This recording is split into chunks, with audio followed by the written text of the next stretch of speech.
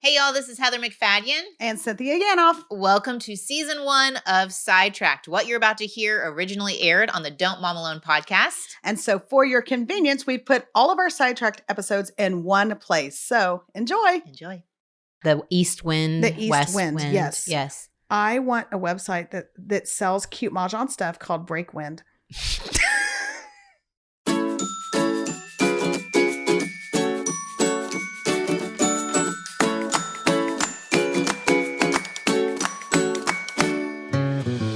Hey y'all, welcome back to the Don't Mom Alone podcast. I'm your host, Heather McFadden, and this is the place where I get to walk alongside you and connect you with people and resources so you know that you don't mom alone. And this summer, for our Summer of Mentorship, I have invited my friend Cynthia Yanof to the show.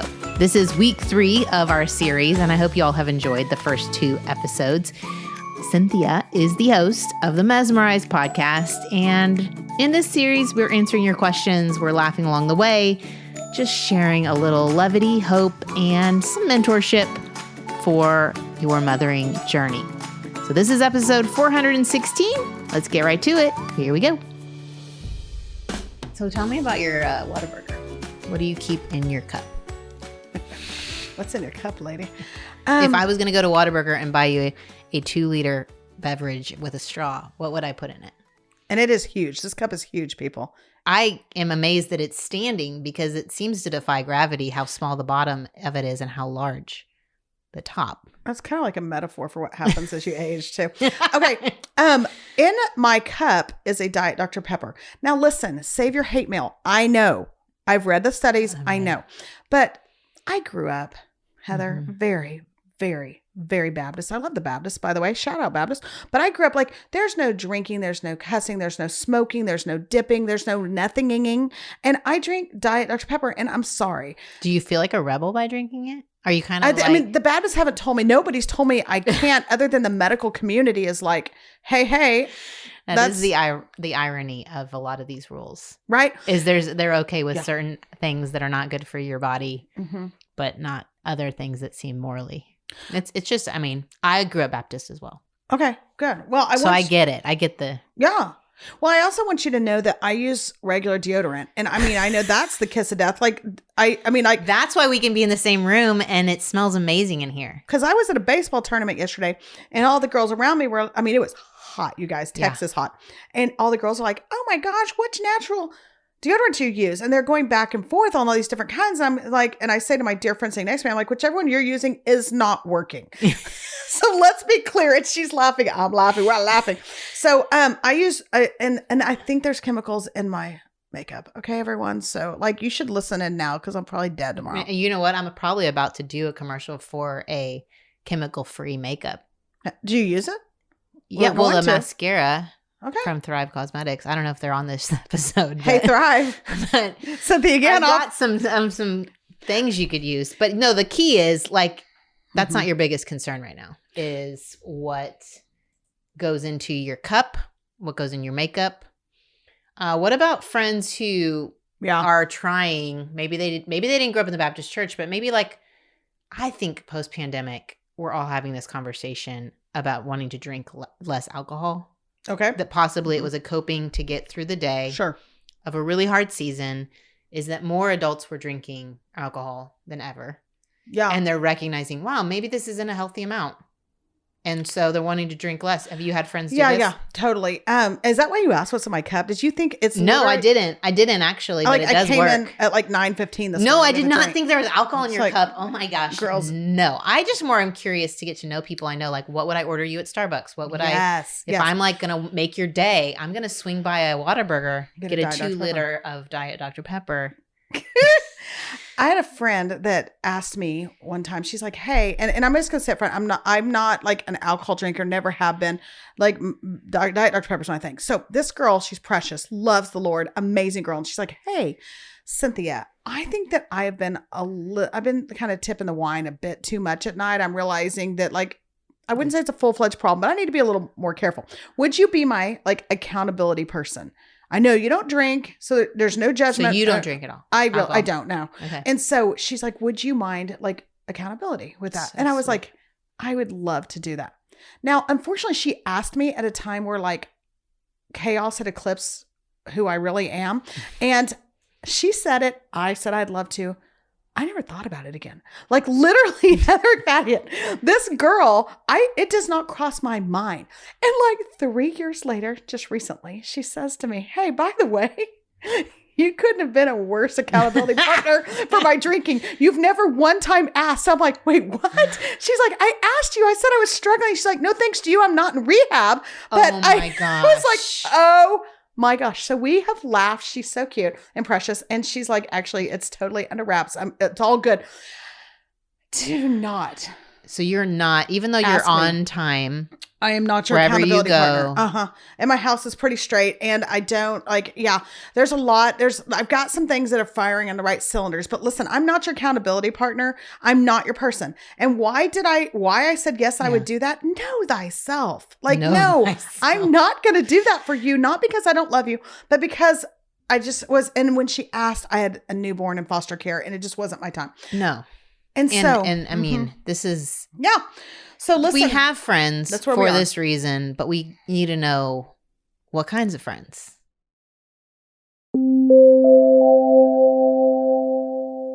I love helping y'all solve problems. And one problem that I often have is what's for dinner. I know that I want to gather my family around the table, but the meal planning can be sometimes a burden. And in the summer, because we're just off schedule, every week looks a little different and just the rigmarole with 4 boys. The last thing I really want to use my brain for is figuring out what we're going to eat. And so I have loved HelloFresh. If you have not checked it out, maybe summer's a great time to try, because with HelloFresh, not only is meal planning taken care of, you're going to get farm fresh ingredients that come to your house within 7 days from when they were at the farm. So you can taste the quality of the ingredients. I also appreciate, I was talking the other night with some moms, the simplicity of the meals has helped me look at dinner differently, just really focusing on feeding everybody without getting overwhelmed with adding lots of layers to our food. I love that I can pick and choose. To me, it is really important to go into HelloFresh ahead of time and pick and choose what 4 meals I think my boys will eat. They have 40 different recipes to choose from, and I can even see like how much time will it take, what is the main protein, what will it like, is it spicy or whatever. I can look and see for each thing that I pick. When I need dinner fast, HelloFresh is such a great option because I can know in my fridge there are 4 meals ready to go. I just need to cook them. And that usually if I do the fast and fresh option, it's 15 minutes or less. And it's going to be 25% cheaper than takeout. So if you want to check it out, go to HelloFresh.com/DMA50. Use that code DMA50, the number 5 and then the number 0, DMA50 for 50% off plus free shipping. So go to HelloFresh.com/DMA50. Use that code DMA50 for 50% off plus free shipping. Y'all are going to find out why HelloFresh is America's #1 meal kit.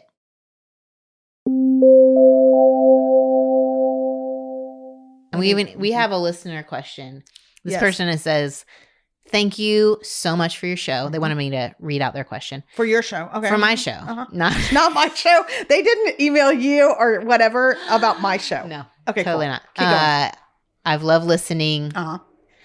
I do struggle with making and keeping adult friendships, especially in this season of having young kids. What help can you offer? And you've already let everyone know that I'm not the resource for this, given my text message etiquette. It's not just text messages. It's DMs. If you're on Voxer, you may or may not be. She will like you on any of it. I will heart up a storm on Marco Polo. I'll tell you who she's not going to heart up on Marco. Are you guys ready for this?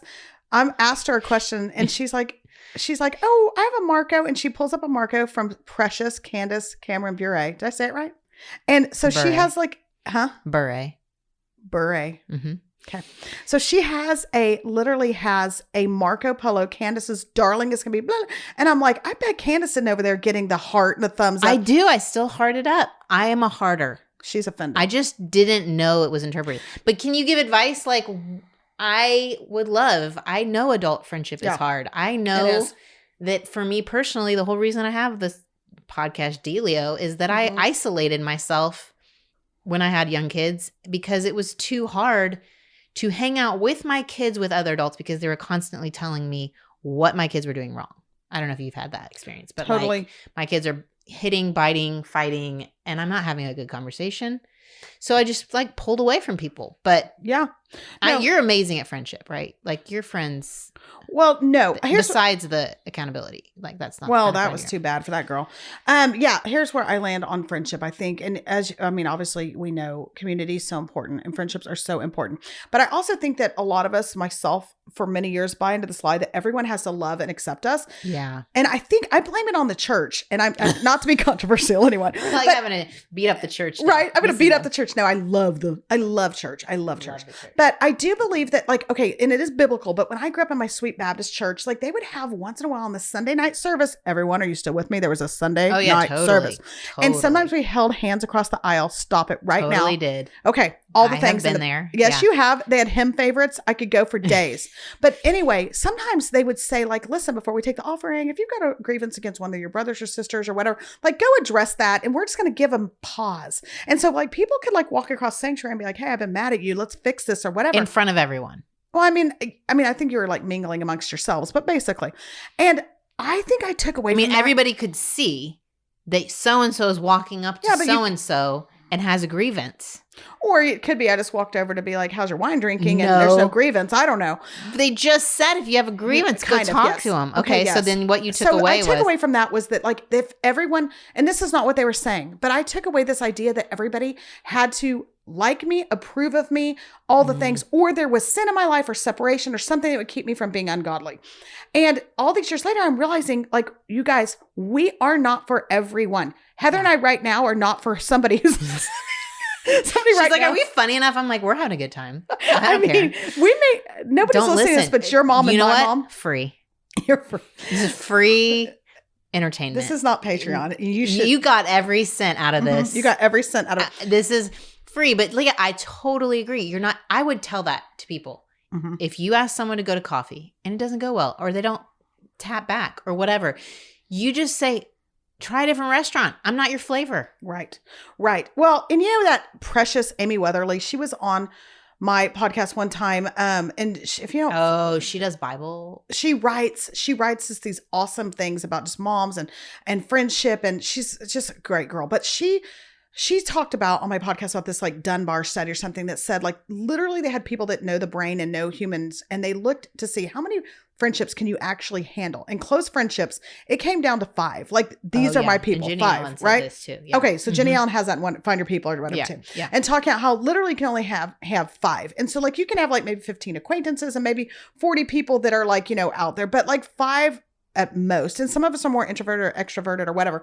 And so you have to step back for a minute and say, okay, if I can only manage really 5 at most close friendships, then that's the same for someone else. Yeah. And so just because I didn't get invited, just because maybe whatever, you know, they went on the girls' trip, all the things that completely derail us. Like, what if we gave a little grace and said, like, I'm just not the 5, and that's going to be okay. Yeah. And I take it a step further and I say, biblically speaking, I think about that story every time of the paralytic, and Jesus comes to town, right? And Jesus is healing people, and there's a guy on a mat, and his buddies go and get him, and they're like, listen, this is the only way you're going to get healing is if we get to Jesus. And so they go, and when they get there, the door's blocked, right? And it's too crowded. And so did they give up? No. So they go up on the roof. Y'all know this from the felt board. If you went to the Baptist church. And the Chosen did it.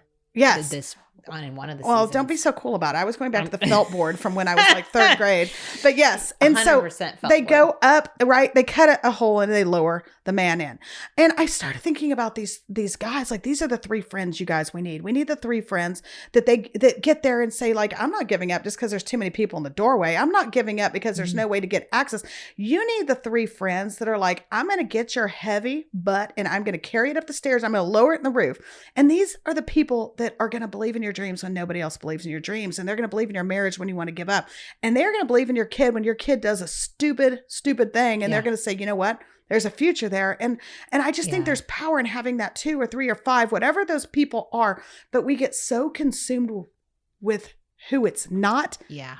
And so, I mean, that's just my thought. Now, knowing what I know, I've just always thought everybody should like me and love me and want to include me. And that's just not reality. No. I think I've always been obsessed with being one of the cool kids. Oh, even within the context of friendships, you want the... I might have the friends, but it's like, are they the right friends that have the right... Like, am I cool enough to be included? Has been, because of the homeschool thing. I have always felt like the outsider, Yeah. No, I get that. And wanting to be in like, and we all know this, right? We know academically the loneliest place you can be is in a crowd, right? And the wrong crowd. Like, I've never been lonelier than when I'm invited to something and I'm like, ooh, I got the invite. And then I get there, I'm like, these are totally not my people. None of these people know me. Right. And I think not only is that just remember that for our own sake, I need to remember that, but we got to remember that for our kids too. Yeah. I've always prayed for my kids that they wouldn't be popular, because I feel like a lot of times when your kids are popular, it's for a reason. Like, there's something going on that makes them popular. And so it's a joke now that my kids are older. Some of them are older. They're like, well, you prayed well, man. We didn't hit the popular path. I'm like, right. But I do think for our kids, like, we have even in our heads, like the group we want them to be with. And if they're not invited with this crowd and yeah, back to this whole thing that, like, if we're praying over our kids and the Lord is protecting them from some things that are out there, it doesn't mean those other kids are bad kids, but if they're not the kids for ours, then that's okay. How do we get comfortable in that?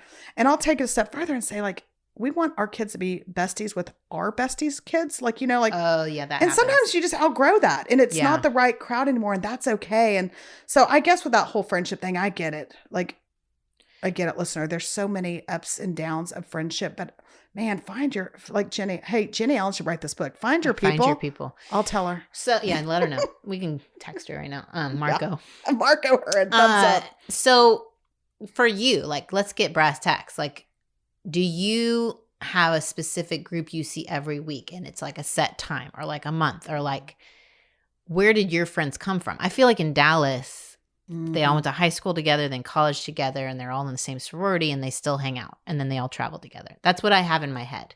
Interesting. Being a new person to Dallas, it was like breaking in. I found people through church and our community there. I mean, I found ours through, I think, church and school, but I didn't grow up in this area. I grew up in a border town. And then it moved here after law school. When she says border, you mean border of Texas and Mexico. Yes. Sorry. Yeah. Yes. And so then, and then I came here, and I mean, Dallas was a whole nother world for me too. Same thing. And through church, friendships through church. But in terms of people, someone said this to me recently. I think it's so good. Like, I am very extroverted, so I like to have lots of people around me. But my friend used this analogy, and I think it's good. There's the people that are like your front yard people, your front porch people, and there's people you let on the couch.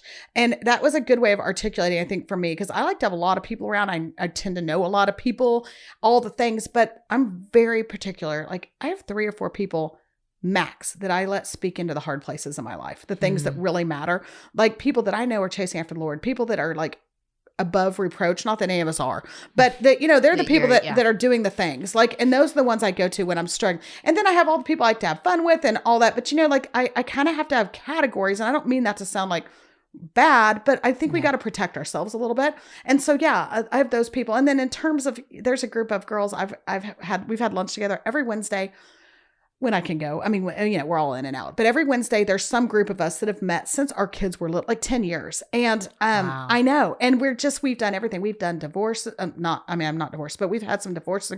We've lost parents. We've had kids that are prodigals that we're still waiting on to come back. And we have walked life together. And I'm just so grateful for these people. And I've learned from them, because there's such a myriad of people. Like, we're all so different, but I'm like, the commonality in us is that we love each other, and we're willing to listen, and we're building each other up, and we'll cut open a roof to get you down in front of the only person that can save you, because we love each other that way. Where did you meet them? Those people, they came from literally elementary school days, like local your school like that my your kids oldest? don't go to now. Yeah, but your oldest, I feel like you're right. Oldest, you kind of get to know the parents of kids that are the same age as your oldest kid. Yeah, and you kind of lock in there. I don't know. No, I think It that's seems, totally right. I think that's it totally. feels like when people are available, it seems like it's that.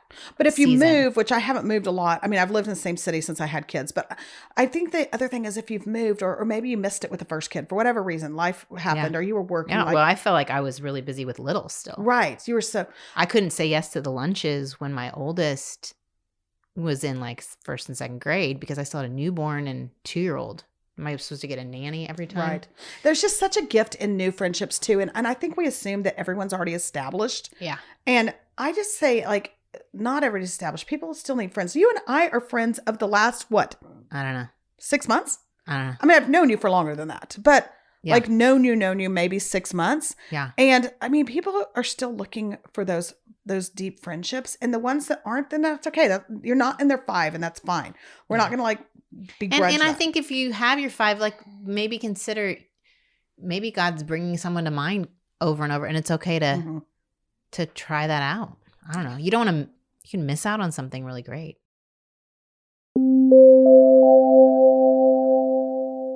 Another part of summer that can be a bit tricky that I'd love to help you with is going to bed.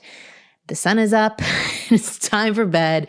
And for my crew, it's like, I can't say, no, you have school in the morning. So the motivator is a little bit tricky and we're all exhausted. So I need help. And my younger 2 boys have been using the Hatch Rest and I love it. It's an innovative, all-in-one sleep device designed just for kids. McFaddians are big sound machine users. We've had one all the way through all the years. I wish I had a Hatch Rest when my kids were little because it's not only a sound machine, it's also a nightlight. It grows with your children. So during the newborn stage, Hatch helps make for a soothing, comfortable sleep environment with continuous noise like white noise or wind or rain or lullabies. And then as your kids grow, toddlers and big kids, and you're trying to grow their independence in sleeping, you can customize what color nightlight it has to help cue them for falling asleep. Also sound cues. I thought this was really helpful during the school year even, that when it was time to wake up, I could have it play little birds chirping as kind of a gentle way to get my boys ready to go. But that time for bed pairing, it can alert them it's time to wind down. And then in the morning, like I said, there's that time to rise signal that tells them it's okay to get out of bed. I know for mine, we used to have to teach them like, don't get out until 7:00. Well, the Hatch would have been perfect because we have said, when it's green, you can get out of bed. The Rest has helped over 3 million babies and parents get restful sleep. It is no wonder that it is consistently a top baby registry item. Right now, Hatch is offering our listeners up to 15% off your purchase of a Hatch Rest and free shipping at hatch.co/DMA. So if you're ready for improved sleep for your kids and yourself, go to hatch.co/DMA to get up to 15% off and free shipping. That's hatch.co/DMA.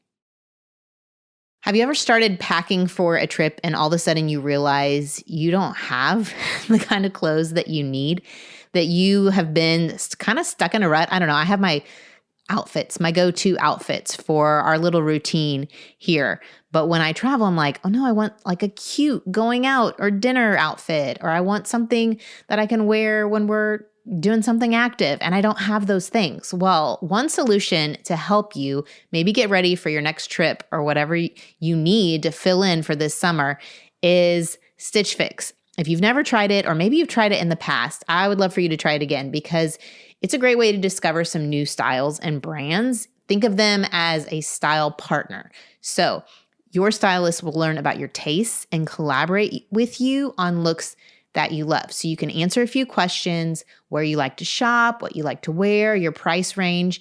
And then with all of their sizes available from extra small to 3XL, they're going to find the perfect fit.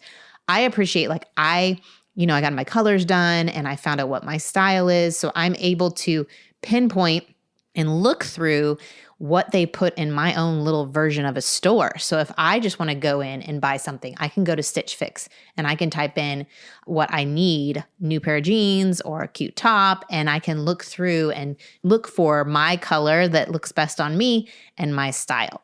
You can also try the pieces on at home before you buy. So if you schedule a fix, They'll send you the items. You can try them on. You keep what you love, and you just send everything else back. It's free shipping, returns, and exchanges. There's also no subscription. So you can just order a refresh as needed. You can do this for your kids. It is awesome to know that you're in control of knowing when you need to have a couple new things. So try Stitch Fix today at stitchfix.com/DMA. You'll get 25% off when you keep everything in your fix. That's stitchfix.com/DMA for 25% off today. stitchfix.com/DMA. Well, and let's talk about this. I have a question for you, Heather. Yes. McFadden. Totes. Ready? You ready? Mm-hmm. Do you believe that you have had seasons of friendships, beginnings and ends? Totally. Yeah. And there are the people I used to host the play group when my oldest was a baby, and I had those friends. What's interesting is some of those people that I then lost touch with, or we didn't see each other regularly, I'm back in community with them with high school, where our kids are together. Okay. And that's just been interesting to see how there's been like a looping back. And even just like even if we don't have kids in the same school or we're not overlapping with our kids, we're finding each other because there's this connection that we had, that it now feels safe as teens walk through hard things. Yes. To talk about it together because we're not actually overlapping communities. And so it's like I know you're a safe person to talk through this because you're not going to go and tell other moms in the community what we're walking through. Anyway, I think that's good. Yeah. Definitely seasons, but then also just like seasons with people. I've had hard friendship, almost breakups, but then I had to do a carefrontation and what? Carefrontation. Oh, for the love. I learned that in college. I went to a Christian college. Carefrontation. I love and care for you so much that I'm going to confront you.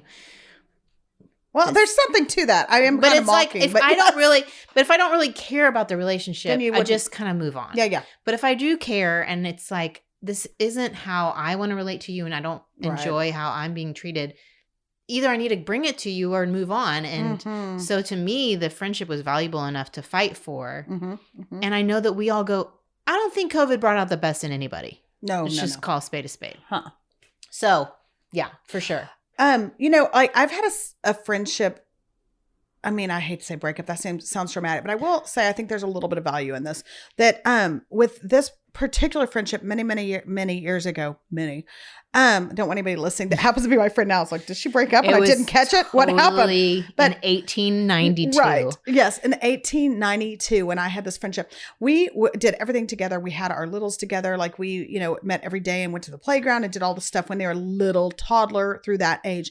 And this person had really docile kids. Like, I just hats off for you with docile kids. The Yanofs don't have sweet docile kids. No, we have fiery, passionate. Oh yes, kids. Man, they got a lot to say, and they'll throw you down, all things. And so I realized like the kids weren't really gelling as well. But what became an issue in this friendship was I was realizing I was feeling a lot of judgment. Whether or not she was placing judgment on me, I'm not going to speak into that. I don't know, but I felt a lot of judgment, like my kids weren't gonna. And I realized at some point there wasn't a lot of support from this friend of some hard things we were going through. And then I realized at some point there was or wasn't. Was not. Okay. And then I realized at some point I was parenting my kids differently around that person. Yeah. Like completely differently, harder on my kid and thinking negative. I'd leave and I'd be like, oh, my kids aren't like this. And at some point I was like, this is no longer healthy for me or my children because I'm so impacted by that friendship. And so try to have some conversations. We're not receptive. In fact, some things came out that I thought were going through that person's head. And in fact, they were. And I realized at that point, like I really prayed about it and like searched scripture, did all things. I didn't do a carefrontation. You did it? I don't believe I did that because I wasn't. You didn't care enough. No, or I didn't know Heather at that point. Or I would have. I would have been like, excuse me. No. We're coming in hot on this. It's only worth it if you care enough to keep the... Well, so I decided it was time to take a little cooling period, and it was and so I just kind of was like, hey, like I'm not my best self right now in this friendship, and so I'm just need a little break. And the person didn't pursue me. So, and that was kind of it. And like, I still talk to this person once in a blue moon, but I looked back and that was a really hard stage, but we weren't the same parents. And what worked before we had kids or when we had babies, it didn't work as our kids were getting older. Doesn't make anybody right or wrong.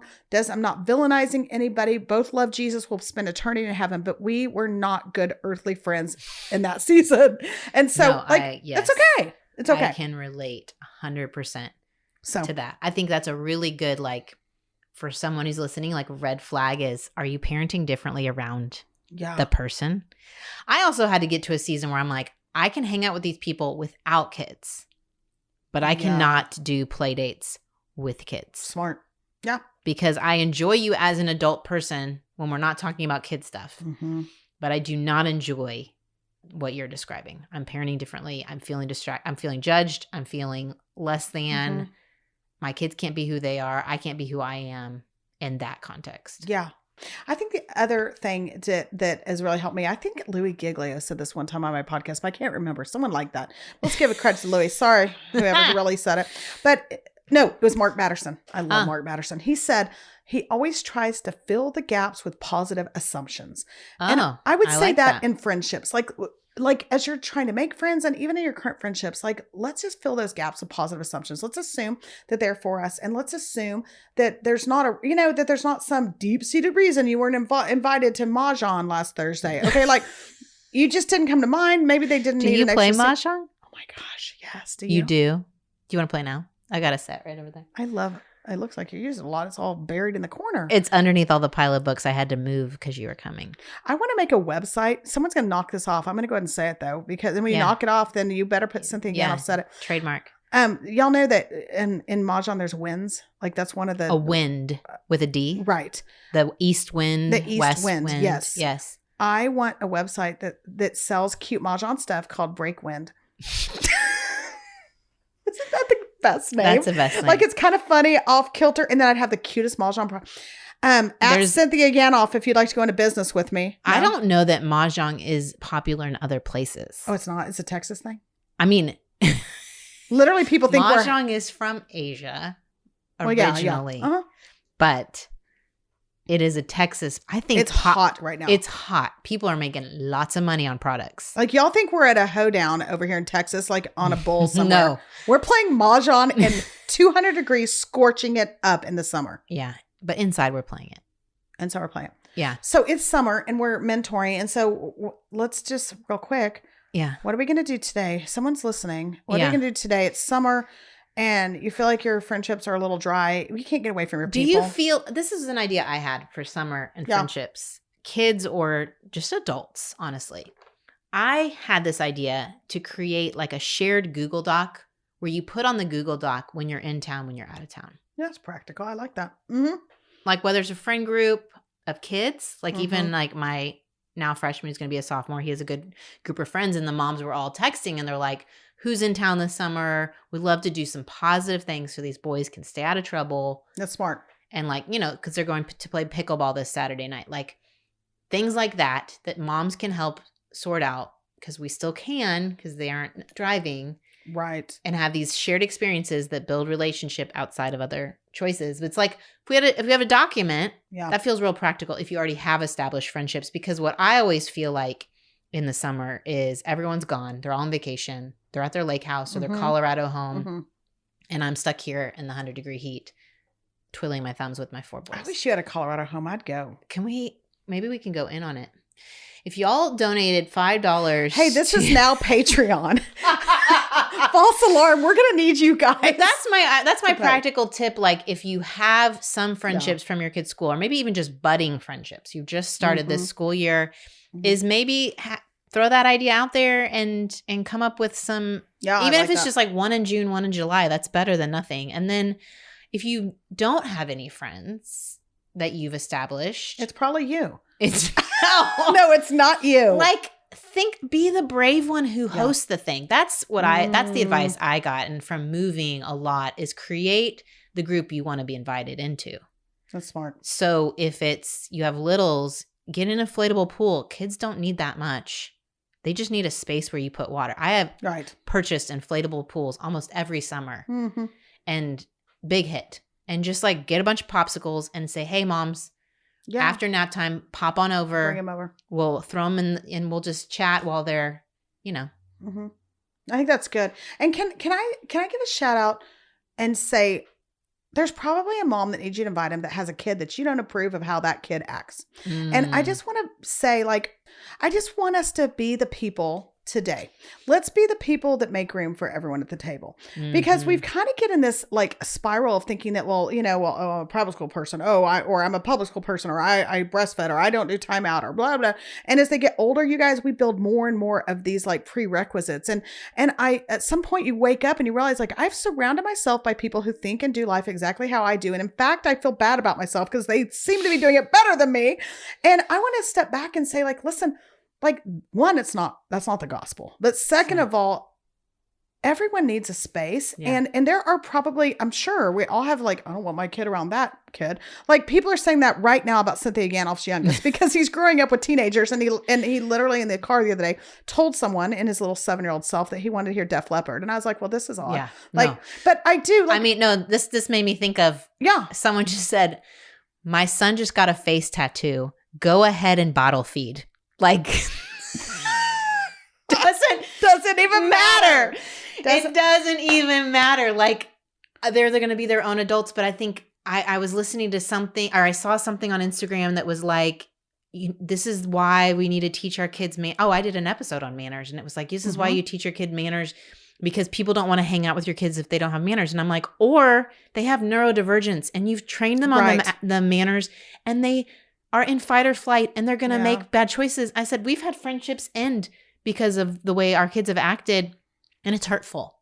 And so I agree with you. Like, maybe it's okay for your kids to be around some kids who are struggling or have some difference, because that teaches your kid empathy and grace. And I think they're going to be okay. They're actually going to be better for it if they're around a little bit of difference, a little bit of challenge. And we're maybe doing the best we can, and our kids are a little bit spicy. They are. Okay? That's right. And here's the thing. Like, we just get it in our head that you're endorsing someone because you included them, or like you have to agree with them to walk alongside. And that's just that's not the truth. And so there are kids that, like, the kid that you want to come over today, y'all, everybody in the school wants that kid to come over today. Yeah. So who's the kid that really needs someone? Like, let's just make it a ministry too. And we're going to say, you know what?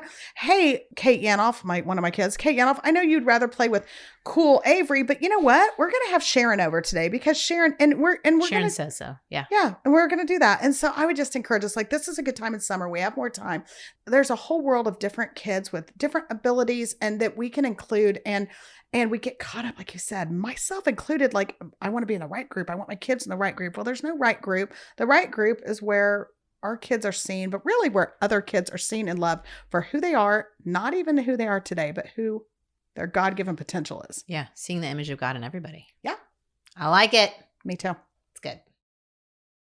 Man, friendship is tricky, right? I know I've talked to many of y'all about the challenge. One of you sent me an Instagram video that you'd watched about, it was a boy mom, and she specifically thought that perhaps it was boy moms who struggled because she was invited to a happy hour or a hangout with some girl moms, and she was like, we should do this more often. This was so fun. And they're like, oh, we do this all the time.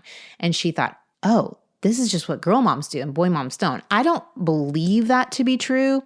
I know there have been seasons of my life where friendship has looked differently based on the age of my kids, and I've had to get creative, but I don't necessarily believe that all boy moms relate to each other differently than girl moms. I do think I have personally found a lot of friends through church and through school settings or different activities I'm a part of. And if your only place that you interact with other parents is on the sidelines of sporting events, that could be part of it. But I know it's hard. So I'm going to pray over us and pray for friendship and pray for creativity and bravery as you pursue these friendships. Lord, I thank you that you made us to need others, that the idea of going it alone may sound appealing at times, and we do need our time alone with you, but that there's a giftedness in companionship and walking alongside each other on our journeys and encouraging one another. And even through the hard things, staying in relationship when we have conflict and working through those and loving each other through those, loving each other enough to keep fighting for the friendship. I pray, Lord, for anyone listening where their just heart is hurting from some woundedness in friendships, that they would bring that to you, Lord, that you would be the healer of those hurts, that you would give them hope to try again, that they would make that first step to reach out to someone, to offer their home as a place to gather or meet up with somebody, to throw out the invitation. And to do that, trusting you, I pray that you would open their eyes to see who's available and who is within their little world that you've placed them in, their God-given space. And I pray, God, that ultimately we wouldn't seek from others what can only be found in you, but that every relationship would just remind us of the sweetness of your love and care for us, and that we can be those kinds of friends, Lord. I praise you and thank you for all that you have given us. Thank you for summer and the change up in our lives, even the challenges, that there's just a little shift in our schedules, that we can find gratitude in that. In Jesus' name, amen. All right, I'm just going on and on with that prayer. Thank you all for joining me.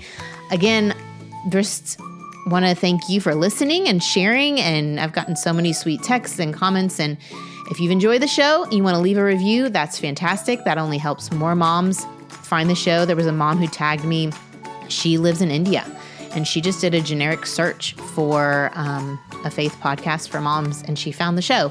And so y'all, you're part of that marketing effort. When you leave a review, when you share on social media, it just lets all of those search engines know this is something that moms are listening to, people are listening to. So thank you for being part of that effort. I will meet you back here next week with our week 4 of the Summer Mentorship with Cynthia.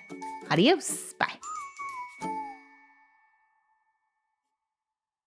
Greetings and God bless. This is Tyler Burns. And this is Dr. Jamar Tisby. And we want to invite you to check out our podcast, Pass the Mic, Dynamic Voices for a Diverse Church. Pass the Mic has been speaking directly to the core concerns of Black Christians for over a decade. On our show, we've got interviews from theologians, historians, actors, activists, and so much more. Not to mention heartfelt, open dialogue on some of the heaviest issues facing the church in the United States.